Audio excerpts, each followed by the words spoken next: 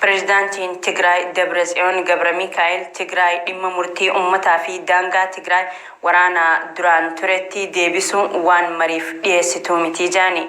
Mariin mootummaa federaalaa fi Tigraay gidduutti adeemsifamuuf wayita jaamee dubbatamaa jirutti ejjennoon gama Tigraay kun kan dhagahame.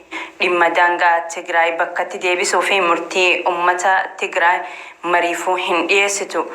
Kanneen wantoota akkaan feetuu ja'aniiti jiru. Kana malees Tigraay waa'ee humna ittisa ishee haqa lammiilee yakka sanyii balleessuu irratti raawwatame akkasumas wantoota waraanaan mancaan deebisanii argachuu mariifuu hin dhiyeessitu.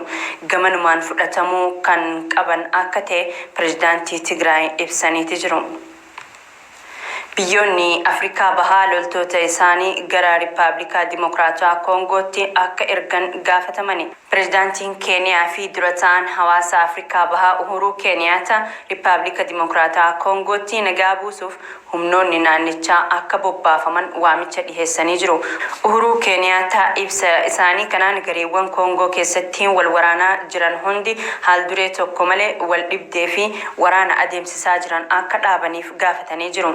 Akka dureen Keeniyaa kun ja'anitti humnootiin Afrikaa bahaa bulchitoota kaabaa fi kibbaa Kiivuu akkasuma Ifuritti bobbaafamuun humnoonni mootummoota gamtoomanii achi jiran waliin ta'uun nagaa buusuuf hojjetu. Murteen humna naannichaa hundeessuu kun baatii eblaa keessa wayita Uhuruun dhimma rakkoo Rippaabilika Dimokiraatawaa Koongoo irratti pireezidaantota naannichaa walitti qabanii murtaa'e. Rippaabilika Dimokiraatawaa Koongoo keessatti gareewwan waraanaa hedduu kaabaa fi kibba Kiivuu akkasumas Ifurii keessa socho'aa jiru. Tolee kabajamtoota daawwattoota Oromiyaa Miidiyaa Neetwork oduun galgala kanaaf qindeeffannee isaan gammaatti daawwachaa turtan kana fakkaata.